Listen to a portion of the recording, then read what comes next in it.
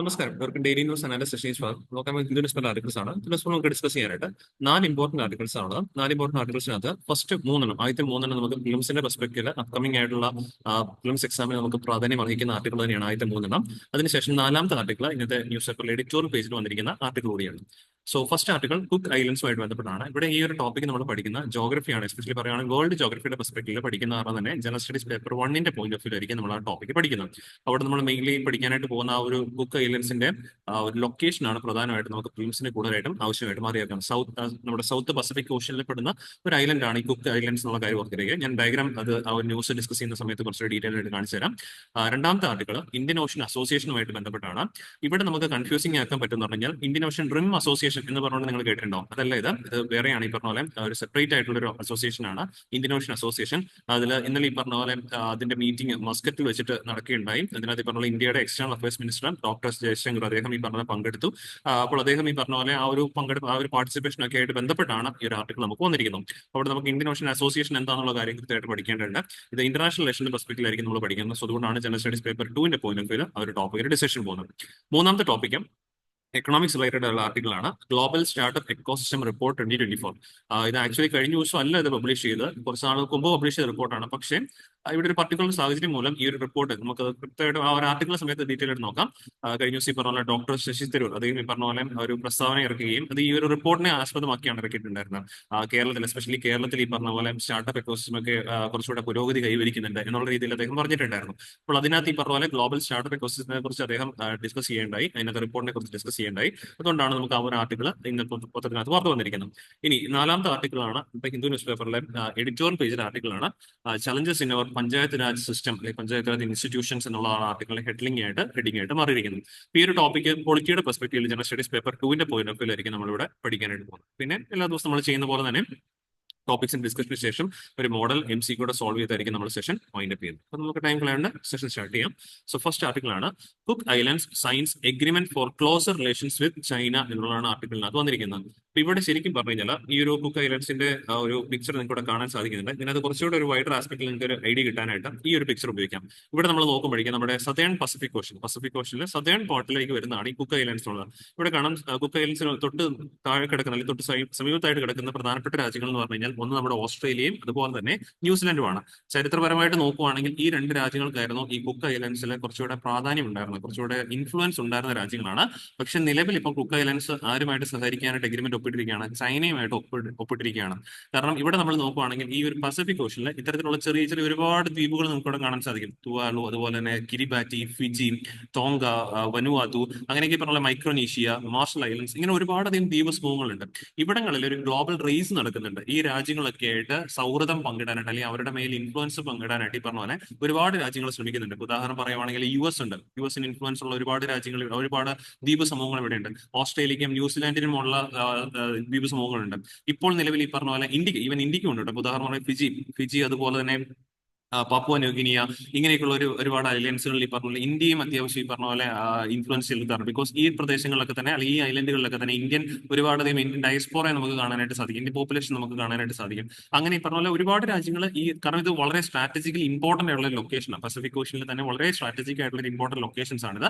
അതുകൊണ്ടാണ് രാജ്യങ്ങളൊക്കെ തന്നെ ഇവിടെയുള്ള ഐലൻഡ് രാജ്യങ്ങളിൽ നിന്ന് ഇൻഫ്ലുവൻസ് ചെലുത്താനായിട്ട് ശ്രമിക്കുന്നത്. ഇവിടെയൊക്കെയാണ് ഇപ്പോൾ നിലവിൽ ആരും കൂടെ രംഗപ്രവേശം ചെയ്തിരിക്കുകയാണ്, ചൈനയും കൂടെ വന്നിരിക്കുകയാണ്. ചൈന ഈ പറഞ്ഞ പോലെ ആദ്യമായിട്ടല്ല വരുന്നത്. പല ഐലൻഡ് സമൂഹങ്ങളിലും ചൈന അവരുടെ ഇൻഫ്ലുവൻസ് പ്രകടമാക്കിയിട്ടുണ്ട് ത്രൂ ബെൽറ്റ് ആൻഡ് റോഡ് ഇനീഷ്യേറ്റീവിൽ ചൈനയുടെ ഒരു പ്രധാനപ്പെട്ട ഒരു ഇനീഷ്യേറ്റീവ് ആണ് ഗ്ലോബൽ കണക്ഷനിലേക്ക് വേണ്ടിയുള്ളത്. അതിൽ ഉൾപ്പെടുന്ന ഒരുപാടധികം ദ്വീപ സമൂഹങ്ങൾ ഇവിടെയുണ്ട്. അതിലേക്കുള്ള ലേറ്റസ്റ്റ് അഡീഷൻസ് ആയിട്ടാണ് ഇപ്പോൾ കുക്ക് ഐലൻഡ്സ്. ഇത് മറ്റു ദ്വീപ സമൂഹങ്ങളെക്കാളും ഈ വാർത്ത പ്രാധാന്യം അറിയിക്കുന്നത് നിങ്ങൾക്ക് ഇവിടെ ഈ ഒരു പിക്ചർ തന്നെ നോക്കി കഴിഞ്ഞാൽ അറിയാം. ബാക്കിയുള്ള ഐലൻഡ്സ് എല്ലാം ചെറിയ ചെറിയ ദ്വീപുകളാണ്. പക്ഷേ കുക്ക് ഐലൻഡ്സ് പറയുമ്പോൾ അത്യാവശ്യം ഈ പറഞ്ഞ പോലെ ഇമ്പോർട്ടൻറ്റ് സൈസിലും ഒക്കെ തന്നെ ഇമ്പോർട്ടന്റ് ആയിട്ടുള്ള ഒരു പസഫിക് ഓഷൻ, സൗത്ത് പസഫിക് ഓഷനിലെ ഒരു ഐലൻഡ് ആണെന്നുള്ളത് കൃത്യമായിട്ട് നമുക്ക് പറയേണ്ടതായിട്ടുണ്ട്. അതുകൊണ്ടാണ് അപ്പോൾ ഇതിങ്ങനത്തെ പ്രധാനമായിട്ടും വാർത്ത വന്നിരിക്കുന്നത്. ഈ ഒരു വൈഡർ പിക്ചർ നോക്കിക്കഴിഞ്ഞാൽ നിങ്ങൾക്ക് അത് എസ്പെഷ്യലി പറഞ്ഞ പോലെ കുക്ക് ഐലൻഡ്സിന്റെ ഒക്കെ ലൊക്കേഷൻ ഒന്ന് കൃത്യമായിട്ട് ഞാൻ തുടക്കത്തിൽ പറഞ്ഞിട്ടുണ്ടായിരുന്നു. ഇതൊരു വേൾഡ് ജോഗ്രഫിയുടെ പെർസ്പെക്ടീവ് നമ്മൾ പഠിക്കുമ്പോൾ ലൊക്കേഷൻ കൃത്യമായിട്ട് അറിഞ്ഞിരിക്കണം. അവിടെ നമ്മളോട് ഒരു സിമ്പിൾ ആയിട്ട് ചോദിക്കുകയാണെങ്കിൽ കുക്ക് ഐലൻഡ്സ് സ്ഥിതി ചെയ്യുന്നത് ഇക്വേറ്ററിനും ട്രോപ്പിക് ഓഫ് ക്യാൻസറിനും ഇടയിലാണെന്നുള്ള കാര്യം, ട്രോപ്പിക് ഓഫ് കേപ്രിക്കോണിനും ഇടയിലാണെന്നുള്ള കാര്യം ഓർത്തിരിക്കുക. 23.5 ഡിഗ്രി സൗത്ത് ലാറ്റിറ്റ്യൂഡ് ആണിത്. ഇത് 0 ഡിഗ്രി ഇക്വേറ്റർ എന്ന് പറയുമ്പോൾ. അപ്പോൾ കൂടെ ആക്യുറേറ്റ് ആയിട്ട് പറയുവാണെങ്കിൽ ഈ ഒരു നമ്മുടെ സൗത്ത് ലാറ്റിറ്റ്യൂഡ് ആയ ട്രോപ്പിക് ഓഫ് കേപ്രിക്കോണിനോട് അടുത്താണ് കൃത്യമായിട്ട് പ്രധാനമായിട്ടും ആര് സ്ഥിതി ചെയ്യുന്നത്, കുക്ക് ഐലൻഡ് സ്ഥിതി ചെയ്യുന്നത്, അങ്ങനെയുള്ള ലൊക്കേഷൻസ് ഒക്കെ നമുക്ക് പ്രിലിംസിന് കൂടുതലായിട്ടും ആവശ്യമായിട്ട് മാറിയേക്കാം. ഇനി കുറച്ചുകൂടെ ഇത് കൃത്യമായിട്ട് നോക്കുവാണെങ്കിൽ കുക്ക് ഐലൻഡ്സിനകത്ത് നമുക്ക് കുറച്ചുകൂടെ ഡീപ്പായിട്ട് മനസ്സിലാക്കാം. It is located in the south Pacific ocean. കണ്ടോ, ഈ ഒരു പിക്ചറിൽ നിങ്ങൾക്ക് കാണാൻ സാധിക്കുന്നുണ്ട്. സൗത്ത് പസഫിക് ഓഷ്യനിൽ പെടുന്ന ഒരു പ്രധാനപ്പെട്ട ഐലൻഡ് ആണ് കുക്ക് ഐലൻഡ്സ്. ഇനി കുക്ക് ഐലൻഡ്സിനെ തന്നെ നമുക്ക് നോക്കുവാണെങ്കിൽ രണ്ടായിട്ട് ഡിവൈഡ് ചെയ്യാൻ സാധിക്കും. ഏകദേശം 15ഓളം ഐലൻഡ്സ് ഉണ്ട് ഇതിനകത്ത്. ആ 15ഓളം ഐലൻഡ്സിനകത്ത് രണ്ടായിട്ട് ഡിവൈഡ് ചെയ്യുവാണെങ്കിൽ നോർത്തേൺ ഐലൻഡ്സും ഉണ്ട്, സദേൺ ഗ്രൂപ്പ് ഉണ്ട്. അതാണ് ഇവിടെ നോർത്തേൺ ഗ്രൂപ്പായിട്ടും സദേൺ ഗ്രൂപ്പായിട്ടും നമുക്ക് കാണാൻ പറ്റുന്നത്. ഇതിലൊക്കെ തന്നെ പെടുന്നത്, ഇതെല്ലാം കൂടി ചേർന്നാണ് കുക്ക് ഐലൻഡ്സ് എന്ന് പറയുന്നത്. അതിൽ അവരുവ എന്ന് പറയുന്ന ഐലൻഡ് ആണ് ഇവരുടെ ക്യാപിറ്റലായിട്ട്, ആ പ്രദേശമാണ് ക്യാപിറ്റലായിട്ട് ഇവരുടെ ആക്ട് ചെയ്യുന്നത്. ഓർത്തിരിക്കണം, സദേൺ പസഫിക് ഓഷൻ ആണ്. നോർത്തേൺ പസഫിക് ഓഷൻ എന്നൊക്കെ പറഞ്ഞിട്ട് തെറ്റായ രീതിയിൽ സ്റ്റേറ്റ്മെന്റ് തരാം. സദേൺ പസഫിക് ഓഷനിലാണ് സ്ഥിതി ചെയ്യുന്നത്. And it's a small self governing Pacific nation ആണ്. സെൽഫ് ഗവേണിംഗ് ആയിട്ടുള്ള പസഫിക് നേഷൻ എന്നുള്ള കാര്യം ഓർക്കാം. That has a free association with New Zealand. ന്യൂസിലൻഡുമായിട്ടാണ് ഇവർക്ക് കുറച്ചുകൂടെ ഈ പറഞ്ഞ പോലെ ബന്ധം ഉണ്ടായിരുന്നത്. അവിടേക്കാണ് ഇപ്പോൾ ആര് കയറി വന്നിരിക്കുന്നത്, ചൈന കയറി വന്നിരിക്കുന്ന കാര്യം ഓർത്ത് വെച്ചേക്കാം. ഇനി ആ ഒരു ന്യൂസിലുപരിയായിട്ട് നമുക്ക് ഈ ഒരു വേൾഡ് ജോഗ്രഫിയിലെ ഈ കാര്യങ്ങൾ കൃത്യമായിട്ടും മനസ്സിലാക്കിയിരിക്കണം. പിന്നെ ലൊക്കേഷൻ ഞാൻ നേരത്തെ പറഞ്ഞാൽ ഓർക്കുന്നുണ്ടാവുമല്ലോ, കേപ്രിക്കോൺ, ട്രോപ്പിക് ഓഫ് കേപ്രിക്കോണിന് അടുത്തായിട്ടാണ് കുക്ക് ഐലൻഡ്സ് സ്ഥിതി ചെയ്യപ്പെടുന്നത്. Okay, then moving on to our next topic. കാരണം പ്രിലിംസിന്റെ ഒരു ആർട്ടിക്കിൾ ആണ്, ലൊക്കേഷൻ കൃത്യമായിട്ട് മനസ്സിലാക്കിയിരിക്കാം. രണ്ടാമത്തെ ആർട്ടിക്കിൾ ആണ് Indian Ocean region is witnessing a sharp churning says Jaishankar. ഇദ്ദേഹം ഞാൻ തുടക്കത്തിൽ പറഞ്ഞിട്ടുണ്ടായിരുന്നു, അദ്ദേഹം ഇപ്പോൾ കഴിഞ്ഞ ദിവസം ഒമാനിൽ ഈ പറഞ്ഞ പോലെ മസ്കറ്റിൽ വെച്ചിട്ട് നടക്കുന്ന ഈ പറഞ്ഞ പോലെ മീറ്റിംഗിൽ, ഇന്ത്യൻ ഓഷ്യൻ കോൺഫറൻസിന്റെ ഈ പറഞ്ഞ പോലെ ഇന്ത്യൻ ഓഷ്യൻ കോൺഫറൻസിന്റെ മീറ്റിംഗ് കേട്ടോ, Indian Ocean association Indian Ocean കോൺഫറൻസിന്റെയാണ് മറുപടി. ഇന്ത്യൻ ഓഷ്യൻ കോൺഫറൻസിന്റെ മീറ്റിംഗിൽ അദ്ദേഹം ഈ പറഞ്ഞ പോലെ പങ്കെടുക്കുകയുണ്ടായി. ആ ഒരു മീറ്റിംഗിൽ വെച്ചിട്ടാണ് ഇപ്പോൾ ഇതിനകത്ത് വാർത്ത വന്നിരിക്കുന്നത്. എനിക്ക് തോന്നുന്നു ഈ പറഞ്ഞ പോലെ ഞാൻ തുടക്കത്തിൽ ഈ പറഞ്ഞ പോലെ കാണിച്ചതിനകത്തും ഇന്ത്യൻ ഓഷ്യൻ അസോസിയേഷൻ എഴുതിയിരിക്കുന്നത് കേട്ടോ, ഹെഡിങ് ആയിട്ട്. സോറി, മാറിപ്പോയതാണ്. ഇന്ത്യൻ ഓഷ്യൻ കോൺഫറൻസ് ആണ് കേട്ടോ, ഇന്ത്യൻ ഓഷ്യൻ കോൺഫറൻസ് ആണ് മെയിൻ ആയിട്ട്. ഓക്കെ, സോ ഇവിടെ ഇന്റർനാഷണൽ കോൺഫറൻസിനെ കുറിച്ചാണ് നമ്മൾ മനസ്സിലാക്കേണ്ടത്. സോ ഇന്റർനാഷണൽ കോൺഫറൻസ് ആദ്യമേ തന്നെ മനസ്സിലാക്കിയിരിക്കും, it's an annual international conference ആണ്, എല്ലാ വർഷവും സംഘടിപ്പിക്കാറുണ്ടാണ്. ഈ ഒരു കോൺഫറൻസ് പ്രധാനമായിട്ടും ലക്ഷ്യം വെക്കുന്ന എന്തൊക്കെ മേഖലയിൽ ചർച്ച നടത്താനാണ്? ജിയോ പൊളിറ്റിക്കൽ മേഖല, എക്കണോമിക്, അതുപോലെ strategic importance of Indian Ocean region. ഈ പ്രധാന കാര്യങ്ങളിലായിരിക്കും ഇവർ ഈ കോൺഫറൻസ് വെച്ചിട്ട് ചർച്ച നടത്തുന്നത്. ഇത് ആദ്യമായിട്ടല്ല തുടങ്ങുന്ന കാര്യം ഓർക്കുക. കറന്റ് പറയുവാണെങ്കിൽ ഇത് 7th എഡിഷൻ ആണ്. 7th edition of international conference ആണ് ഇപ്പോൾ മസ്കറ്റിൽ വെച്ചിട്ട് നടന്നുകൊണ്ടിരിക്കുന്നത്. അതിനകത്ത് തുടക്കം കുറിച്ച് 2016. അപ്പൊ ഫസ്റ്റ് കോൺഫറൻസ് എവിടെയെന്ന് അറിഞ്ഞിരിക്കുകയാണ്. കാരണം ചോദ്യങ്ങൾ വരുമ്പോഴേക്കും ഫസ്റ്റ് കോൺഫറൻസ് കുറിച്ച് ചോദ്യം വന്നേക്കാം. ഫസ്റ്റ് കോൺഫറൻസ് 2016 സിംഗപ്പൂർ വെച്ചിട്ടാണ് കണ്ടക്ട് ചെയ്യപ്പെട്ടിട്ടുണ്ടായിരുന്നത്. ഇപ്പോൾ കണ്ടക്ട് ചെയ്യുന്നതാണ് 7th കോൺഫറൻസ് നമ്മുടെ മസ്കറ്റിൽ വെച്ചിട്ട് കണ്ടക്ട് ചെയ്യുന്നു. ഇതിന് തൊട്ട് മുമ്പുണ്ടായിരുന്ന 6th കോൺഫറൻസ് കണ്ടക്ട് ചെയ്തിട്ടുണ്ടായിരുന്നത് 2023 ധാക്ക, ബംഗ്ലാദേശിലെ ധാക്കയിൽ വെച്ചിട്ടാണെന്നുള്ള കാര്യം ഓർക്കാം. ഇതിൽ ഏറ്റവും പ്രധാനമായിട്ട് ഓർക്കേണ്ടത്, ഇതൊരു എന്താ പറയുക, ഒരു ഗവൺമെന്റ് ഇനീഷ്യേറ്റീവ് അല്ല. ഇപ്പം പറയുവാണെങ്കിൽ ഇന്ത്യയുടെ ഇനീഷ്യേറ്റീവ് എന്നല്ല ഇത് പ്രത്യേകം പറയേണ്ടത്. ഇത് ഇന്ത്യ ഫെഡറേഷൻ ഫൗണ്ടേഷൻ എന്നുള്ളൊരു ഇനീഷ്യേറ്റീവ്. ഇന്ത്യ ഫൗണ്ടേഷൻ എന്ന് പറയുന്നത് തിങ്ക് ടാങ്ക് ഏജൻസിയാണ്. ഇവരുടെ ഈ പറഞ്ഞ പോലെ ഒരു ഐഡിയോളജി അല്ലെങ്കിൽ ഇവരുടെ ഒരു ഓർഗനൈസേഷൻ ആണ് ഈ ഇന്ത്യൻ ഓഷ്യൻ കോൺഫറൻസ് എന്ന് പറയുന്നത്. പക്ഷേ ഇത് ഇത്രത്തോളം പ്രധാനപ്പെട്ട ഒരു മേഖല ആയതുകൊണ്ട് തന്നെ ഇന്ത്യൻ ഓഷ്യന് സമീപത്ത് കിടക്കുന്ന അല്ലെങ്കിൽ ഇന്ത്യൻ ഓഷ്യന് അതിർത്തി പങ്കിടുന്ന രാജ്യങ്ങളെല്ലാം തന്നെ ഈ കോൺഫറൻസിൽ പങ്കാളികളാകാറുണ്ടെന്നുള്ള കാര്യം ഓർത്തിരിക്കുക.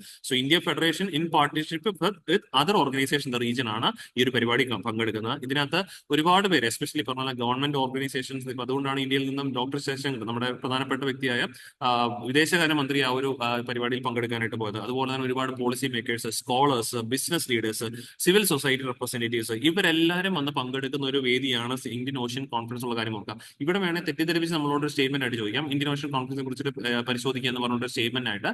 It is organised as inter governmental conference. Inter government conference ആണ് with only government parties in that meeting എന്നൊക്കെ പറയുവാണെങ്കിൽ അത് തെറ്റായ സ്റ്റേറ്റ്മെന്റ് ആണ്. ബിക്കോസ് ഇത് ഓർഗനൈസ് ചെയ്യുന്ന ഇന്ത്യ ഫെഡറേഷൻ എന്ന് പറയുന്ന ഒരു ഇന്ത്യ ഫൗണ്ടേഷൻ എന്ന് പറയുന്ന ഒരു തിങ്ക് ടാങ്ക് ഏജൻസിയാണ്.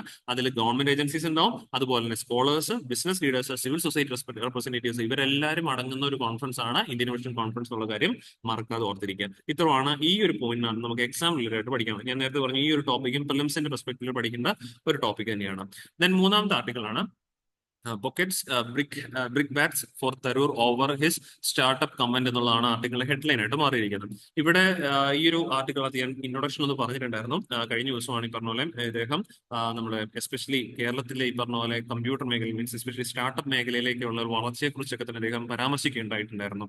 അതിന്റെ പെർസ്പെക്ടീവിൽ ഈ പറഞ്ഞ അദ്ദേഹത്തിനെതിരായിട്ട് ഒരുപാട് എന്താ പറയുക സൈബർ ആക്രമണം അങ്ങനെയൊക്കെയുള്ള ഒരുപാട് കാര്യങ്ങളൊക്കെ വന്നിട്ടുണ്ടായിരുന്നു. നമുക്ക് ആ ഡീറ്റെയിൽസിലേക്ക് പോകണ്ട. ഇദ്ദേഹം ഒരു കോട്ട് ചെയ്ത ഒരു റിപ്പോർട്ടാണ് ഇപ്പോൾ പ്രാധാന്യം അർഹിക്കുന്നത്. ഗ്ലോബൽ സ്റ്റാർട്ടപ്പ് എക്കോസിസ്റ്റം റിപ്പോർട്ട് 2024 ഇവിടെ ഹൈലൈറ്റ് ചെയ്തിട്ടുണ്ട്. Global startup ecosystem report 2024. ഈ ഒരു റിപ്പോർട്ടിനെ കുറിച്ചാണ് നമുക്ക് പ്രധാനമായിട്ട് പഠിക്കേണ്ടത്. ഈ റിപ്പോർട്ടിനകത്ത് പറയുന്ന പ്രധാനപ്പെട്ട ഹൈലൈറ്റഡ് പോയിന്റ്സ് എന്തൊക്കെയാണ് തുടങ്ങിയ കാര്യങ്ങളൊക്കെ മനസ്സിലാക്കണം. അതുപോലെ ഈ റിപ്പോർട്ട് പബ്ലിഷ് ചെയ്യുന്ന ആരാണ് ഈ റിപ്പോർട്ട് പബ്ലിഷ് ചെയ്യുക തുടങ്ങിയ കാര്യങ്ങളൊക്കെയാണ് നമുക്ക് മനസ്സിലാക്കാനായിട്ടുള്ളത്. സോ ഇതാണ് ഗ്ലോബൽ സ്റ്റാർട്ടപ്പ് എക്കോസിസ്റ്റം റിപ്പോർട്ട് 2024 ഒരു ജസ്റ്റ് ഒരു അവരുടെ ആ ഒരു വെബ്സൈറ്റിൽ തന്നെ ഫ്രണ്ട് പേജ് ആണിത്. ഇവിടെ തന്നെ നമുക്ക് ഒരു കാര്യം മനസ്സിലാക്കാം, ഇത് പബ്ലിഷ് ചെയ്യുന്ന സ്റ്റാർട്ടപ്പ് ജീനോം എന്ന് പറയുന്ന ഒരു റിസർച്ച് ഏജൻസിയാണ്. സ്റ്റാർട്ടപ്പ് ജീനോം എന്ന് പറയുന്ന റിസർച്ച് ഏജൻസിയാണ് ഈ ഒരു റിപ്പോർട്ട് പബ്ലിഷ് ചെയ്യുന്നത്. ആനുവലി തന്നെ പബ്ലിഷ് ചെയ്യാറുള്ളതാണ്. 2025 ഒരു 24 റിപ്പോർട്ടാണ് ഇപ്പോൾ ലേറ്റസ്റ്റ് അവൈലബിൾ ആയിട്ടുള്ളത്. അങ്ങനെ ആനുവലി പബ്ലിഷ് ചെയ്യുന്ന റിപ്പോർട്ട് തന്നെയാണ് പബ്ലിഷ് ബൈ സ്റ്റാർട്ടപ്പ് ജീനോം എന്നുള്ള കാര്യം ഓർത്തിരിക്കണം കേട്ടോ. അപ്പൊ ഇത് എന്താണ് ഈ ഒരു റിപ്പോർട്ട് ഇങ്ങനെ പബ്ലിഷ് ചെയ്യുന്നതിനുള്ള ഉദ്ദേശം എന്ന് വെച്ച് കഴിഞ്ഞാൽ, ലേറ്റസ്റ്റ് റിപ്പോർട്ട് എന്ന് പറഞ്ഞാൽ 2024 റിപ്പോർട്ടാണ്. It's A comprehensive analysis of current state of startup ecosystems world wide.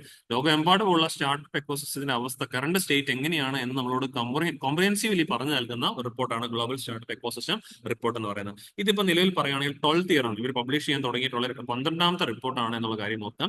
ഇതിനകത്ത് ഇവർ പരിശോധിക്കുന്ന എന്തൊക്കെ കാര്യങ്ങളാണ്. ഒന്ന്, ഓൾറെഡി നമ്മൾ പറഞ്ഞ വേൾഡ്സ് ലീഡിംഗ് സ്റ്റാർട്ടപ്പ് എക്കോസിസ്റ്റത്തിനെ കുറിച്ച് പരിശോധിക്കുന്നു. അതുപോലെ എമർജിംഗ് ആയിട്ടുള്ള ട്രെൻഡുകൾ, സ്റ്റാർട്ടപ്പ് എക്കോസിസ്റ്റത്തിൽ കൂടുതൽ ഏത് മേഖലയിലേക്കാണ് കൂടുതൽ സ്റ്റാർട്ടപ്പ് കമ്പനികൾ വരുന്നത്, അങ്ങനെയൊക്കെയുള്ള ട്രെൻഡുകൾ പരിശോധിക്കാറുണ്ട്. പിന്നെ ഇത്തരത്തിൽ ഈ പറഞ്ഞ സ്റ്റാർട്ടപ്പ് ഓണ്ടർപ്രണേഴ്സ് ഒക്കെ നേരിടുന്ന പ്രധാനപ്പെട്ട ചലഞ്ചുകൾ, കീ ചലഞ്ചസ് എന്തൊക്കെയാണ് തുടങ്ങിയ കാര്യങ്ങളാണ് പ്രധാനമായിട്ട് ഇവർ പരിശോധിക്കുന്നത്. ഇതിന്റെ ഭാഗമായിട്ട് ഒരു എക്സ്റ്റൻസീവ് ആയിട്ടുള്ള റിസർച്ച് അനാലിസിസ് ആണ് എടുക്കുന്നുണ്ട്. വളരെ ഡീറ്റെയിൽ ആയിട്ടുള്ള റിസർച്ച് ആണ് എടുക്കുന്നത്. From 4.5 million startups across 300 global ecosystem. ലോകമെമ്പാടുമുള്ള ഗ്ലോബൽ ഈ പറഞ്ഞ പോലെ എമ്പാടുമുള്ള സ്റ്റാർട്ടപ്പ് എക്കോസിസ്റ്റം 300ഓളം സ്റ്റാർട്ടപ്പ് എക്കോസിസ്റ്റം 4.5 മില്യൺ സ്റ്റാർട്ടപ്പുകളിൽ നിന്നാണ് ഇവർ ഡേറ്റ സ്വീകരിക്കുന്നത്. അതുകൊണ്ട് തന്നെ കൂടുതൽ ഡേറ്റ സ്വീകരിക്കുന്നതാണ് കൂടുതൽ ആക്യുറേറ്റ് ആയിട്ട് ഇവർക്ക് ഡേറ്റാസ് പബ്ലിഷ് ചെയ്യാൻ പറ്റുന്നുണ്ടെന്നാണ് പറയപ്പെടുന്നത്. And over a decade of independent research and providing policy advice to more than 160 economic and innovation ministries and public or private agencies in over 55 countries. അതായത് ഇങ്ങനെ ഡേറ്റാസ് ഒക്കെ സ്വീകരിച്ചിട്ട് ഇവർ ഈ പറഞ്ഞ രീതിയിൽ ഓരോ രാജ്യത്തെയും പ്രധാനപ്പെട്ട ഇത്തരത്തിൽ ഇന്നോവേഷൻസുമായിട്ട് ബന്ധപ്പെട്ട മിനിസ്ട്രീസ് ഉണ്ടല്ലോ, നമ്മുടെ സ്റ്റാർട്ടപ്പ് ഒക്കെ ആയിട്ട് ബന്ധപ്പെട്ട മിനിസ്ട്രീസ്, അങ്ങനെയൊക്കെ മിനിസ്ട്രീസിനും അല്ലെങ്കിൽ പബ്ലിക് അല്ലെങ്കിൽ പ്രൈവറ്റ് ഏജൻസീസിനൊക്കെ തന്നെ ഈ പറഞ്ഞ പോലെ ഇവരുടെ അംഗത്വത്തിനായിട്ട് 55 രാജ്യങ്ങളുണ്ട്. ഇവിടങ്ങളിലൊക്കെയുള്ള ഇതുപോലുള്ള ഓർഗനൈസേഷൻസ് അല്ലെങ്കിൽ പബ്ലിക് പ്രൈവറ്റ് ഏജൻസീസിനൊക്കെ തന്നെ ഇവര് ഓരോ നിർദ്ദേശങ്ങൾ കൊടുക്കാറുണ്ട്. ആ രാജ്യത്തെ സ്റ്റാർട്ടപ്പ് എക്കോസിസ്റ്റം മോശമാണെങ്കിൽ അത് എങ്ങനെ നമുക്ക് കരകയറ്റാം തുടങ്ങിയ കാര്യങ്ങളെ കുറിച്ചെല്ലാം തന്നെ ഇവർ ഡീറ്റെയിൽഡ് ആയിട്ടുള്ള ഉപദേശങ്ങളും നൽകാറുണ്ട്. അപ്പൊ ഇത് ഓർത്തിരിക്കണം, ആനുവലി പബ്ലിഷ് ചെയ്യുന്നതാണ്. 12th റിപ്പോർട്ടാണ് ഇപ്പോൾ പബ്ലിഷ് ചെയ്തിരിക്കുന്ന കാര്യം. ഓക്കെ, ഇപ്പൊ എല്ലാം കുറച്ച് നാൾ മുമ്പ് പബ്ലിഷ് ചെയ്താണ് ഉള്ളതെന്നുള്ള കാര്യം മനസ്സിലാക്കി വെച്ചേക്കാം. ഇനി ഇതിനകത്ത് ശരിക്കും പറഞ്ഞു കഴിഞ്ഞാൽ നമ്മൾ നേരത്തെ പറഞ്ഞല്ലോ 300ഓളം സ്റ്റാർട്ടപ്പ് എക്കോസിസ്റ്റത്തിനെ പരിഗണിച്ചിട്ടാണ് ഇവർ റിപ്പോർട്ട് തയ്യാറാക്കുന്നത്. ഇതിനകത്തൊക്കെ തന്നെ പറയുവാണെങ്കിൽ ഇതിപ്പോ ടോപ്പ് 7 ആണ് ഞാൻ ഇവിടെ വെച്ചിരിക്കുന്നത്.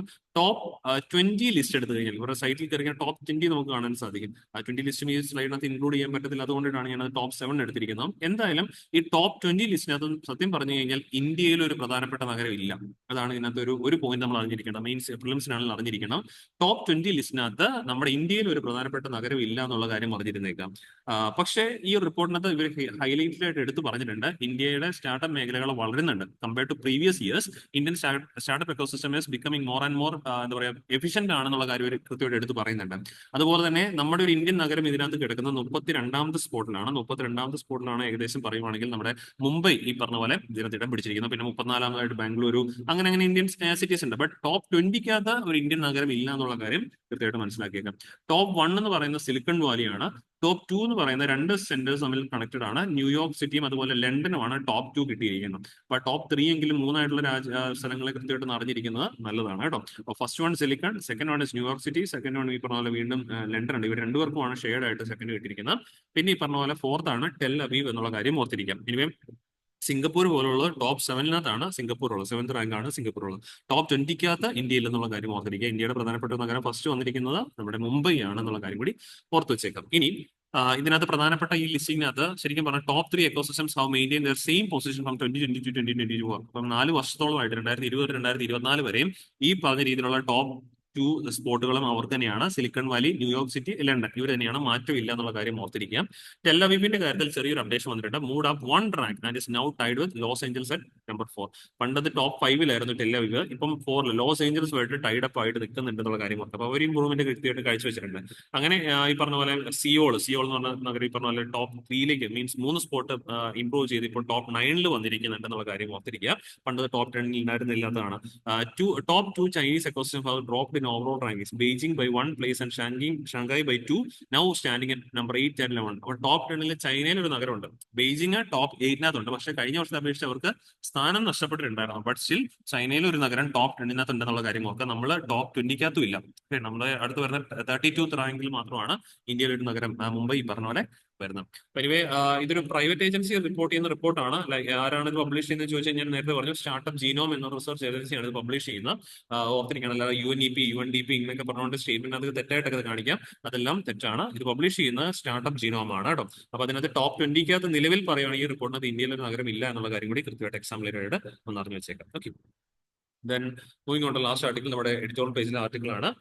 The panchayat raj movement is in distress എന്നുള്ളതാണ് ആർട്ടിക്കിൾ ഹെഡ്ലൈൻ ആയിട്ട് മാറിയത്. അഥവാ ഈ പറഞ്ഞ നമ്മൾ ഇതിനകത്ത് പ്രധാനമായിട്ട് പഠിക്കുന്ന ഇന്ത്യയിലെ പഞ്ചായത്ത് രാജ് ഇൻസ്റ്റിറ്റ്യൂഷൻസ് നേരിടുന്ന ഇഷ്യൂസ് ആൻഡ് ചാലഞ്ചസിനെ കുറിച്ചാണ് പ്രധാനമായിട്ട് ഈ ഒരു ആർട്ടിക്കിളിൽ നമ്മൾ പഠിക്കുന്നു. ഓക്കെ, അപ്പൊ ഇവിടെ നമ്മൾ ശരിക്കും പറഞ്ഞു കഴിഞ്ഞാൽ പഞ്ചായത്ത് രാജ് സിസ്റ്റംസ് എന്ന് പറയുമ്പോഴേക്കും നമ്മുടെ panchayat, local self government institution, അതുപോലെ മുനിസിപ്പാലിറ്റീസ് ഒക്കെ തന്നെ പറയുവാണെങ്കിൽ ഏറ്റവും നല്ല നമ്മുടെ രാജ്യത്തെ ഡീസെൻട്രലൈസേഷൻ, പവർ ഡീസെൻട്രലൈസേഷനിലേക്കുള്ള ഏറ്റവും നല്ല ഉദാഹരണങ്ങളാണ് പഞ്ചായത്ത് രാജ് ഇൻസ്റ്റിറ്റ്യൂഷൻസ്. നമ്മൾ നോക്കുവാണെങ്കിൽ ഇപ്പം ഇലക്ഷൻ ആണ്, ഇപ്പം കറന്റ് പറയുവാണെങ്കിൽ 1-2 മാസത്തിനുള്ളിൽ നമ്മുടെ നാട്ടിൽ പഞ്ചായത്ത് ഇലക്ഷൻസ് ഒക്കെ വരാറായി. അപ്പൊ ഇവിടെ നമ്മൾ തെരഞ്ഞെടുത്ത് വിടുന്ന ആളുകളാണ് നമ്മുടെ പഞ്ചായത്തുകളിലേക്ക്, അല്ലെങ്കിൽ മുനിസിപ്പാലിറ്റി താമസിക്കുന്ന ആൾക്കാരാണെങ്കിൽ അവിടേക്കുള്ള ഓരോ അംഗങ്ങളൊക്കെ ആയിട്ട് നമ്മൾ തെരഞ്ഞെടുത്ത് വിടുന്നത്.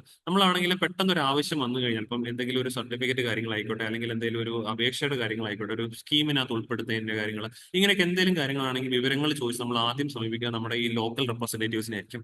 അത് കഴിഞ്ഞിട്ട് ഇച്ചിരി കൂടെ ഇച്ചിരി കൂടെ ഡീപ്പായിട്ട് അനലൈസ് ചെയ്യേണ്ട എന്തെങ്കിലും ഇഷ്യൂസ് അല്ലെങ്കിൽ സൊല്യൂഷൻസ് ആണെങ്കിലാണ് നമ്മൾ ആ ഒരു പഞ്ചായത്ത് അംഗം മുഖാന്തരം ഇപ്പോൾ ഒന്നെങ്കിൽ MLA അല്ലെങ്കിൽ MP ഒക്കെ തന്നെ കാണുന്നത്. അപ്പൊ ശരിക്കും പറഞ്ഞാൽ നമ്മുടെ നാട്ടിലെ ഒരു ഡീസെൻട്രലൈസേഷൻ ഓഫ് പവർ അല്ലെങ്കിൽ ഡെമോക്രാറ്റിക് ഡീസെൻട്രലൈസേഷൻ ഒക്കെ വേണമെങ്കിൽ പറയാം, അതിന് ഉദാഹരണമാണ് നമ്മുടെ ഈ പഞ്ചായത്ത് രാജ് സിസ്റ്റം എന്ന് പറയുന്നത്. പക്ഷേ നമ്മൾ ഇന്നീ കാണുന്ന പോലെ പഞ്ചായത്ത് രാജ്, നമ്മൾ ഇന്നീ കാണുന്ന പഞ്ചായത്ത് രാജ് എന്ന് പറയുമ്പോൾ ഞാൻ ഉദ്ദേശിക്കുന്ന ഈ ത്രീ ടയർ എന്ന് പറയുമ്പോഴേക്കും ഇന്നിപ്പോൾ നമ്മൾ ലോക്കൽ ലെവലിൽ ലോക്കൽ സെൽഫ് ഗവൺമെന്റ് ഇൻസ്റ്റിറ്റ്യൂഷൻസ് ഉണ്ട്, അതിന് മുകളിൽ ബ്ലോക്ക് പഞ്ചായത്ത് ഇൻസ്റ്റിറ്റ്യൂഷൻ ഉണ്ട്, അതിന് മുകളിൽ ഡിസ്ട്രിക്ട് ഇൻസ്റ്റിറ്റ്യൂഷൻ ഉണ്ട്, ഡിസ്ട്രിക്ട് പഞ്ചായത്തുകളുണ്ട്. അപ്പൊ ഈ 3 ടയർ സിസ്റ്റം നമ്മൾ കണ്ടു തുടങ്ങിയത് അധികം നാളായിട്ടില്ല. ഓക്കെ, അതിന്റെ വഴികളൊന്ന് അറിഞ്ഞു വെക്കുന്നത് നല്ലതായിരിക്കും, ബിക്കോസ് എക്സാമിന് അതൊക്കെ ആവശ്യമായിട്ട് മാറിയേക്കാം. So evolution of local governance, ഇന്ത്യയിൽ ശരിക്കും പറഞ്ഞാൽ ലോക്കൽ ഗവർണൻസ് ഇഷ്യൂ മീൻസ് അതിന്റെ തുടക്കം എന്ന് പറയുന്നത് traces back to Lord Ripon's initiative ആണ്. Father of local self government in India എന്നറിയപ്പെടുന്ന ലോർഡ് റിപ്പൺ ആണ്. അവിടെ തൊട്ടാണ് ഇന്ത്യയിൽ ഈ decentralisation, local governance of decentralisation തുടങ്ങിയിട്ടുണ്ടായിരുന്നത്. ഇതിന് ആ ഒരു ലോർഡ് റിപ്പന്റെ ആ ഒരു ഇനീഷ്യേറ്റീവ്സിന് കുറച്ചുകൂടി പറഞ്ഞ പോലെ മൊമെന്റം ഗെയിൻ ചെയ്ത് കൊടുത്തത് ബൽവന്ത് റായ് മെഹ്ത്ത കമ്മിറ്റിയാണ്. 1957 സബ്മിറ്റ് ചെയ്താണ് ബൽവന്ത് റായ് മെഹ്ത്ത കമ്മിറ്റി റിപ്പോർട്ട്. ഈ റിപ്പോർട്ടിനകത്ത് 3 tier system of panchayat institutions നമ്മൾ പബ്ലിഷ് ചെയ്തിട്ടുണ്ടായിരുന്നു. പക്ഷേ അത് പ്രാബല്യത്തേക്ക് വരാൻ പിന്നെ സമയമെടുത്തു. അതിനുശേഷം ഈ പറഞ്ഞ Ashok Mehta committee report, GVK Rao committee report, അതിനുശേഷം ഏറ്റവും അവസാനം ഗാഡ്ഗിൽ കമ്മിറ്റി റിപ്പോർട്ട്. ഈ ഗാഡ്ഗിൽ കമ്മിറ്റി റിപ്പോർട്ടായിരുന്നു ഇതിനകത്ത് പ്രത്യേകമായിട്ടുള്ള വഴിത്തിരിവ് ഉണ്ടാക്കിയത്. കാരണം ഗാഡ്ഗിൽ കമ്മിറ്റി റിപ്പോർട്ടിന്റെ റെക്കമെൻഡേഷൻ പ്രകാരം ഗവൺമെന്റ് അംഗീകരിച്ചതാണ് ഈ 73rd 74th constitution amendment act of 1992. ഇങ്ങനെ വന്നു കഴിഞ്ഞപ്പോഴാണ് നമ്മുടെ ഭരണഘടന തന്നെ ഭാഗമായിട്ട് ഈ പഞ്ചായത്ത് ഇൻസ്റ്റിറ്റ്യൂഷൻസ് മാറിയിട്ടുണ്ടായിരുന്നത് under part 9 and part 9A of Indian constitution. അപ്പൊ ഇവിടെ 73rd എന്ന് പറയുന്നത് പാർട്ട് 9 നമ്മുടെ പഞ്ചായത്ത് രാജുകളെ, panchayat local self government institution സൂചിപ്പിക്കുന്നു. പാർട്ട് 9A അഥവാ 74th കോൺസ്റ്റിറ്റ്യൂഷൻ അമെന്റ്മെന്റ് ആക്ടോട് വന്നതാണ് നമ്മുടെ മുനിസിപ്പാലിറ്റീസ് എന്നുള്ള കാര്യം കൂടെ ഓർത്തിരിക്കും. കമ്പൈൻഡ് ആണ്, രണ്ട് ആക്ടിനോട് ചേർന്നാണ് പഞ്ചായത്ത് ഇൻസ്റ്റിറ്റ്യൂഷൻസ് എന്ന് പറയപ്പെടുന്നത്. ഇങ്ങനെ ഈ ഒരു അമെന്റ്മെന്റിലൂടെയാണ് നമ്മുടെ നാട്ടിലെ പഞ്ചായത്ത് ഇൻസ്റ്റിറ്റ്യൂഷൻസ് മുനിസിപ്പാലിറ്റിയും നിലവിൽ വർക്ക് ചെയ്യുന്ന പോലെ 3 ടയർ സിസ്റ്റത്തിലൂടെ വർക്ക് ചെയ്യുന്നത്. 3 ടയർ എന്ന് പറയുമ്പോൾ മനസ്സിലായി കാണുമെന്ന് വിശ്വസിക്കുന്നത്, ഞാൻ ഓൾറെഡി പറഞ്ഞ പോലെ നമ്മുടെ ലോക്കൽ പഞ്ചായത്തുകൾ, അതിന് മുകളിൽ അതിന് മുകളിൽ ബ്ലോക്ക് പഞ്ചായത്ത്, അതിന് മുകളിലാണ് ഡിസ്ട്രിക്ട് പഞ്ചായത്ത് വരുന്നത്. അതുകൊണ്ടാണല്ലോ നമ്മൾ പഞ്ചായത്ത് ഇലക്ഷനൊക്കെ വോട്ട് ചെയ്തിട്ടുള്ള ആൾക്കാരാണ് അറിയാം, വോട്ട് ചെയ്യാൻ നമ്മൾ പോകുമ്പോഴേക്കും 3 ഈ പറഞ്ഞ വോട്ടിംഗ് മെഷീൻ കാണും. 3 മെഷീനകത്ത് ഈ പറഞ്ഞ പോലെ ഓരോരോ സ്ഥാനാർത്ഥികൾ, ഒന്ന് നമ്മുടെ ലോക്കൽ പഞ്ചായത്തിലേക്കുള്ള സ്ഥാനാർത്ഥി നമ്മൾ തിരഞ്ഞെടുക്കുന്നതിന് വേണ്ടിയുള്ള ഒരു ബാലറ്റ് മെഷീൻ, പിന്നെ 2 ഈ പറഞ്ഞ പോലെ ബ്ലോക്കിലേക്ക് തിരഞ്ഞെടുക്കാൻ, ബ്ലോക്ക് പഞ്ചായത്തിലേക്ക് തിരഞ്ഞെടുക്കാനായിട്ട് വേണ്ടിയിട്ടുള്ള ഒരു ബാലറ്റ് മെഷീൻ, പിന്നെ ഡിസ്ട്രിക്ട് പഞ്ചായത്തിലേക്ക് തിരഞ്ഞെടുക്കാനുള്ള ബാലറ്റ് മെഷീൻ. അങ്ങനെ 3 മെഷീൻസ് നമ്മൾ കണ്ടിട്ടുണ്ടാവും. ബിക്കോസ് 3 സ്ട്രക്ചറിലാണ് ഇത് കണ്ടക്ട് ചെയ്യുന്ന കാര്യം ഓർത്തിരിച്ചേക്കാം. ഓക്കെ, ദെൻ ഈ 73rd 74th കോൺസ്റ്റിറ്റ്യൂഷൻ അമെന്റ്മെന്റ് ആക്ടിനെ കുറച്ച് ഡീറ്റെയിൽസ് അറിഞ്ഞിരിക്കണം. ഇതിലൂടെ നമ്മുടെ കോൺസ്റ്റിറ്റ്യൂഷൻ ഞാൻ ഓൾറെഡി പറഞ്ഞു, 2 പാർട്ട് ആഡ് ചെയ്തു. പാർട്ട് 9 എന്ന് പറയുന്ന പഞ്ചായത്തുകൾ, 73rd അമെന്റ്മെന്റിലൂടെ. പാർട്ട് 9 എന്ന് പറയുന്ന municipalities, that was through 74th constitution amendment act. ഇനി ഇതിന്റെ ബേസിക് ഫീച്ചേഴ്സ് ഓൾറെഡി നമ്മൾ പറഞ്ഞു, 3 ടയർ സിസ്റ്റം ആണ്, which mean governance at intermediate, block, taluk അല്ലെങ്കിൽ block or taluk or and district levels. ഇങ്ങനെ 3 ലെവലിലായിട്ടാണ് 3 ടയർ സ്ട്രക്ചർ നടക്കുന്നത്. ഇതിനകത്ത് ഏറ്റവും പ്രധാനപ്പെട്ട ഒരു ടെർമിനോളജി അല്ലെങ്കിൽ ഏറ്റവും പ്രധാനപ്പെട്ട ഒരു ബോഡി എന്ന് ഗ്രാമസഭയാണ്. ആ പഞ്ചായത്തിൽ ഈ പറഞ്ഞ പോലെ ഓരോ വാർഡുകൾ തലത്തിൽ ഈ പറഞ്ഞ പോലെ നമ്മൾ ഗ്രാമസഭകൾ കൂടാറുണ്ട്. അവിടെ ഈ പറഞ്ഞ പോലെ വോട്ട് ചെയ്യുന്ന ആളുകൾക്കാണ് ഈ പറഞ്ഞ പോലെ ആ ഒരു ഗ്രാമസഭയിൽ നമുക്ക് പോകാൻ പറ്റുന്നത്. അതായത് വോട്ട് ചെയ്യുന്ന പറഞ്ഞു കഴിഞ്ഞാൽ ആ പഞ്ചായത്തിലെ ആ വാർഡിന്റെ ഗ്രാമസഭ, പലപ്പോഴും നമ്മൾ വാർഡ് അടിസ്ഥാനത്തിലെ ഗ്രാമസഭ വിളിക്കാറ്. ആ വാർഡിൽ ഈ പറഞ്ഞ എല്ലാ ആളുകൾക്കും പങ്കെടുക്കാനില്ല. ആ വാർഡിൽ ഈ പറഞ്ഞ പോലെ വോട്ടിംഗ് റൈറ്റ് ഉള്ള അല്ലെങ്കിൽ വോട്ട് ചെയ്യാൻ പ്രായപൂർത്തിയായിട്ടുള്ള ആളുകളാണ് പ്രധാനമായിട്ടും ഗ്രാമസഭയിൽ പങ്കെടുക്കാറുള്ളത്. So mandated regular elections to panchayat every 5 years. ഈ ഒരു panchayat രാജിലെ 73rd and 74th കോൺസ്റ്റിറ്റ്യൂഷനിലൂടെയാണ് there should be a regular elections to panchayat every 5 years. ഓരോ 5 വർഷം കൂടുമ്പോൾ പഞ്ചായത്തുകളിലേക്ക് ഇലക്ഷൻ നടപ്പാക്കണമെന്ന് പറയുന്നു. ഇനി ഇവിടേക്ക് മത്സരിക്കാനായിട്ട് ഒരു മെമ്പർ ഓഫ് പഞ്ചായത്തായിട്ട് മത്സരിക്കാൻ മിനിമം ഏജ് എന്ന് പറയുന്നത് 21 years ആണ്. Not less than 21. 21 വയസ്സിൽ താഴാൻ പാടില്ല. 21 വയസ്സുള്ള ഒരാൾക്ക് ഈ പറഞ്ഞ പോലെ to be elected as member of panchayat മെമ്പറായിട്ട് എലക്ട് ചെയ്യാനുള്ള ഈ പറഞ്ഞ പോലെ ക്വാളിഫിക്കേഷൻ ഉണ്ടെന്നുള്ള കാര്യം ഓർത്ത് വെച്ചേക്കാം. ദെൻ ഡയറക്ട് ഇലക്ഷൻസ് ആണ്. എല്ലാ അംഗങ്ങളിലേക്കും നമ്മൾ ഡയറക്ട് ഇലക്ഷൻസ് ആണ് ചെയ്യുന്നത്. കാര്യം ഓർക്കുക. പിന്നെ ഈ പറഞ്ഞ പോലെ റിസർവ്ഡ്, നമ്മൾ ഇതിനകത്ത് ഇപ്പോൾ റിസർവേഷൻ ചെയ്യാറുണ്ട്. ടോട്ടൽ സീറ്റ്സിന്റെ 1/3 സീറ്റും ഈ പറഞ്ഞ പോലെ സ്ത്രീകൾക്കായിട്ട് റിസർവ്ഡ് ആണെന്നുള്ള കാര്യം ഓർത്തിരിക്കാം.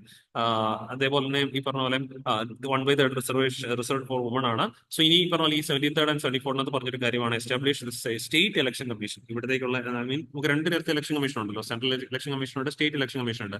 ഈ സെൻട്രൽ ഇലക്ഷൻ കമ്മീഷനെ കുറിച്ച് പഠിക്കുമ്പോൾ നമ്മൾ കാണുന്നതാണ് അവർ കണ്ടക്ട് ചെയ്യുന്ന ഇലക്ഷൻസ് എന്ന് പറയുന്നത് to member of legislative assembly, MLA മാർക്ക് തെരഞ്ഞെടുക്കാനുള്ള ഇലക്ഷൻസ്, അതുപോലെ MP മാരെ തെരഞ്ഞെടുക്കുന്ന ഇലക്ഷൻ, പിന്നെ പ്രസിഡന്റ്, വൈസ് പ്രസിഡന്റ്, ഇവരുടെയൊക്കെ ഓഫീസുകളിലേക്കുള്ള ഇലക്ഷൻസ് കണ്ടക്ട് ചെയ്യുന്ന ഇലക്ഷൻ കമ്മീഷൻ ഓഫ് ഇന്ത്യയാണ്.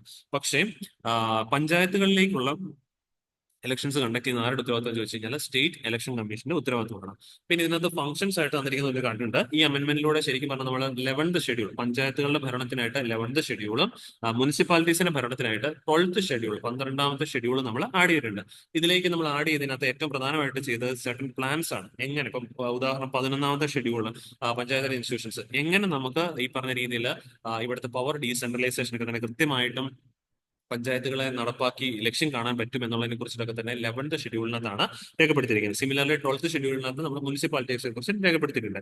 ഇനി ഇതിനകത്തൊക്കെ തന്നെ പറയുവാണെങ്കിൽ ഏകദേശം 29 ഫംഗ്ഷൻസ് സർക്കാരിന്റെ ഈ പറഞ്ഞ പോലെ 29 ഈ പറഞ്ഞ പോലെ പ്രധാനപ്പെട്ട ഈ പറഞ്ഞ പോലെ ഫംഗ്ഷൻസിനൊക്കെ തന്നെ പറയുവാണെങ്കിൽ മീൻസ് ഇതിനുപരിയായിട്ട് ഒരുപാട് ഫംഗ്ഷൻസ് ഗവൺമെന്റ് ചെയ്യുന്നുണ്ട്. അതിൽ 29 ഫംഗ്ഷൻസിന് ഈ പറഞ്ഞ പോലെ പഞ്ചായത്ത് രാജ് ബോഡീസിന് വേണ്ടിയിട്ടാണ് കൊടുത്തിരിക്കുന്നത്. ആ മേഖലയിൽ ഈ പറഞ്ഞ റവന്യൂ കളക്ട് ചെയ്യാനായിട്ടൊക്കെ തന്നെ ഉത്തരവാദിത്തം പഞ്ചായത്തുകൾക്കാണ് ഗവൺമെന്റ് നൽകിയിരിക്കുന്നത്. ഇനി നാലാമതായിട്ട് ഫണ്ടുകൾ ഇങ്ങനെ പ്രവർത്തിക്കാൻ എവിടെ നിന്നൊക്കെ ഈ പറഞ്ഞ പോലെ പഞ്ചായത്തുകൾക്ക് ഫണ്ട് കിട്ടാൻ പറ്റുമെന്ന് ചോദിച്ചു കഴിഞ്ഞാൽ ഒന്ന് ഏറ്റവും പ്രധാനപ്പെട്ട ഇവരുടെ ഫണ്ട് എന്ന് പറഞ്ഞാൽ സ്റ്റേറ്റ് ബഡ്ജറ്റിൽ നിന്ന് കിട്ടുന്ന അലോക്കേഷൻസ് ആണ്.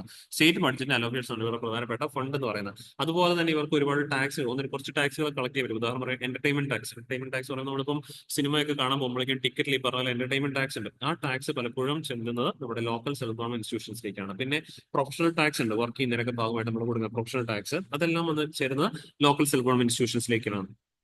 ഇത് കൂടാതെ ഈ പറഞ്ഞ പോലെ സ്റ്റേറ്റ് ഗവൺമെന്റുകൾ സ്റ്റേറ്റ് ഈ പറഞ്ഞ ഫിനാൻസ് കമ്മീഷൻ രൂപീകരിക്കുകയും ആ ഫിനാൻസ് കമ്മീഷൻ പറയുന്ന റെക്കമെൻഡേഷൻസ് ഫണ്ട് ഈ പറഞ്ഞ ഇത്ര രൂപയാണ് നിങ്ങൾ കൊടുത്ത് ഇനിയിപ്പോൾ ഇംപ്രൂവ് ചെയ്യണമെന്ന് പറഞ്ഞു കഴിഞ്ഞാൽ അത് നമുക്ക് കൊടുക്കേണ്ടതായിട്ടുണ്ട്. സോ കൊടുക്കേണ്ടത് അപ്പം ഈ പറഞ്ഞ പോലെ സ്റ്റേറ്റ് ഫിനാൻസ് കമ്മീഷനും നൽകുന്ന നിർദ്ദേശങ്ങളും ഇവർക്ക് ഫണ്ടുകൾ നൽകാൻ പറ്റുന്ന ഈ പറഞ്ഞ രീതികളാണ്. സോ പിന്നെ ഈ പറഞ്ഞ പോലെ മറ്റൊരു കാര്യം, സ്റ്റേറ്റ് ഫിനാൻസ് കമ്മീഷൻ എന്ന് പറയുന്ന എല്ലാ 5 വർഷം കൂടുമ്പോഴും നിയോഗിച്ചിരിക്കണം. കാരണം normal life time of panchayat ഈ പറഞ്ഞ പോലെ 5 വർഷമാണ്. അപ്പൊ അതുകൊണ്ട് തന്നെ അതിനോട് ചേർത്ത് നിൽക്കുന്ന രീതിയിലാണ് സ്റ്റേറ്റ് ഫിനാൻസ് കമ്മീഷനും 5 വർഷത്തേക്കാണ് രൂപീകരിക്കുന്നത്. ഇനി ഇവർക്ക് മറ്റു പല ഫീസുകളിലൂടെ കളക്ട് ചെയ്യാൻ പറ്റും. ലൈക്ക് പ്രോപ്പർട്ടി ടാക്സ്, നമ്മുടെ സ്ഥലമൊക്കെ തന്നെ എഴുതുമ്പോഴേക്കും വാങ്ങുകയും വിൽക്കുകയും ചെയ്യുമ്പോഴേക്കും നമ്മൾ സ്റ്റാമ്പ് ഡ്യൂട്ടീസ് ഒക്കെ ഈടാക്കുന്നുണ്ട്. അതിനകത്ത് കുറച്ചൊരു ഭാഗം ഈ പറഞ്ഞ പോലെ പഞ്ചായത്തുകളിലേക്ക് പോകുന്നുണ്ട്. പിന്നെ MP fund, MP large scheme, local area development scheme ഉണ്ട്.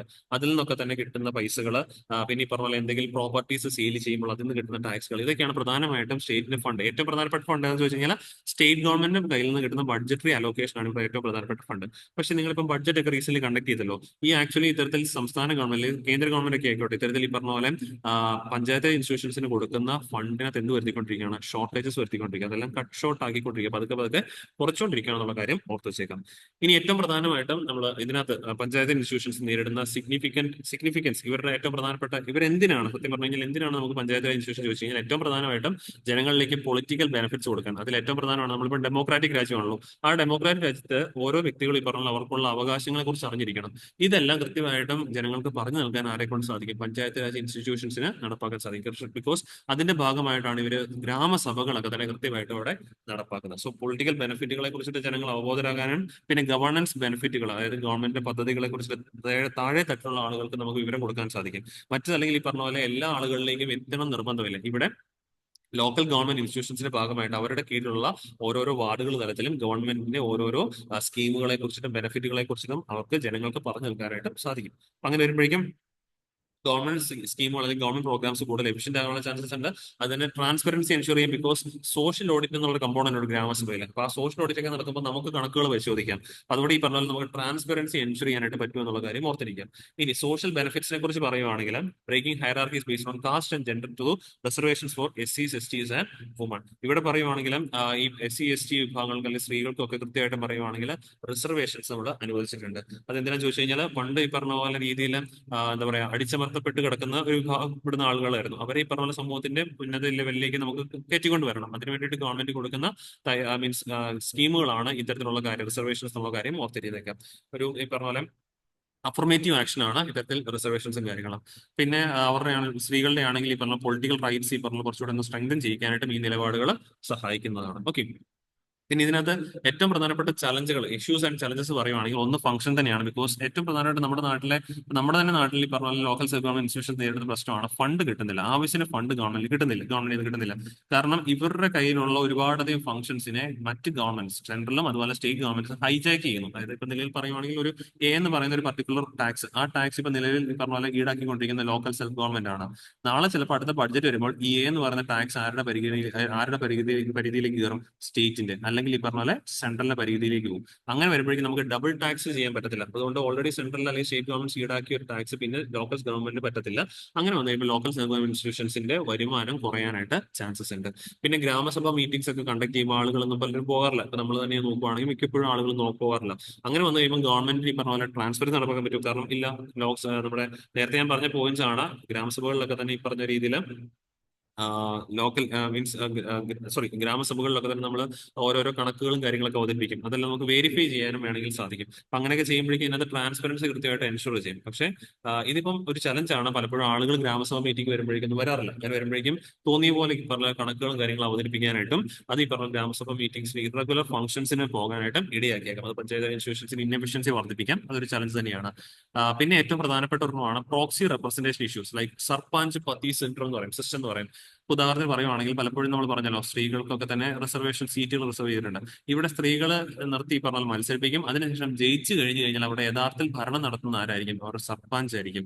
ഒന്നെങ്കിൽ ഈ പറഞ്ഞ ഹസ്ബൻഡ് ആകാം, അല്ലെങ്കിൽ ഈ പറഞ്ഞ പോലെ ഫാദർ ആകാം, അല്ലെങ്കിൽ ആരെയൊക്കെ ഈ പറഞ്ഞ പോലെ ഡിപ്പെൻഡ് മീൻസ് അവരെ ഈ പറഞ്ഞ പോലെ അവരുടെ റിലേറ്റീവ്സ്, ഇങ്ങനെയൊക്കെ പല രീതിയിലുള്ള ആളുകളായിരിക്കും ഇതിനകത്ത് ഈ പറഞ്ഞ പോലെ ആ ഒരു അധികാരം പവർ കൈകാര്യം ചെയ്യുന്നത്. ഇതിന് പറയുന്നവരാണ് സർപഞ്ച് പതി സിസ്റ്റം എന്ന് പറയുന്നത്. പിന്നെ നമ്മുടെ ഗ്രാമസഭകൾ അല്ലെങ്കിൽ ഗ്രാമപഞ്ചായത്തുകളിലൊക്കെ തന്നെ മതിയായ രീതിയിലുള്ള സപ്പോർട്ടിംഗ് സ്റ്റാഫുകളില്ല. അപ്പൊ അതൊക്കെ ഈ പറഞ്ഞ ഇവരുടെ ഇൻഎഫിഷ്യൻസി വർദ്ധിപ്പിക്കും. കാരണം ഒരു റിപ്പോർട്ട് കൊടുത്തു കഴിഞ്ഞാൽ അത് തയ്യാറായി കിട്ടാനായിട്ട് ദിവസങ്ങളോളം എടുക്കേണ്ടി വന്നേക്കാം. പിന്നെ infrastructure wise computers, internet connectivity ഇല്ല പല ഗ്രാമപഞ്ചായത്തുകളും. അതൊക്കെ ഈ പറഞ്ഞ ഇഷ്യൂ തന്നെയാണ്.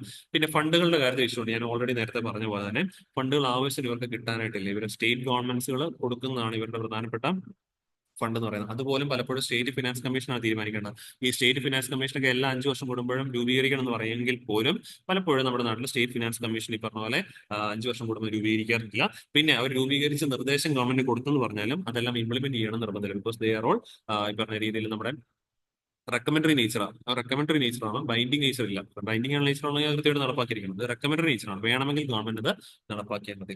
സോ ഇത്രയും കാര്യമാണ് പഞ്ചായത്ത് ഇൻസ്റ്റിറ്റ്യൂഷൻസ് നേരിടുന്ന ചലഞ്ചസ് ആയിട്ട് നമുക്ക് പറയാനായിട്ടുള്ളത്. ഇനി ലാസ്റ്റ് നമ്മുടെ ഒരു 3 സ്റ്റേറ്റ്മെന്റ് MCQ ക്വസ്റ്റ്യൻ ആണ്. പഞ്ചായത്ത് ഇൻസ്റ്റിറ്റ്യൂഷൻസുമായിട്ട് ബന്ധപ്പെട്ട 3 സ്റ്റേറ്റ്മെന്റ് ആണ്. വായിച്ചാൽ നിങ്ങൾക്ക് ആൻസർ കണ്ടെത്താൻ സാധിക്കും. ഇത് കറക്റ്റ് ആൻസർ നമ്മുടെ കമന്റ് ബോക്സിൽ രേഖപ്പെടുത്താം. ഡിസ്കസ് ചെയ്ത ടോപ്പിക്സ് എല്ലാവർക്കും ക്ലിയർ ആണെന്ന് വിശ്വസിക്കുന്നു. വീണ്ടും അടുത്ത കാണാം. Thank you.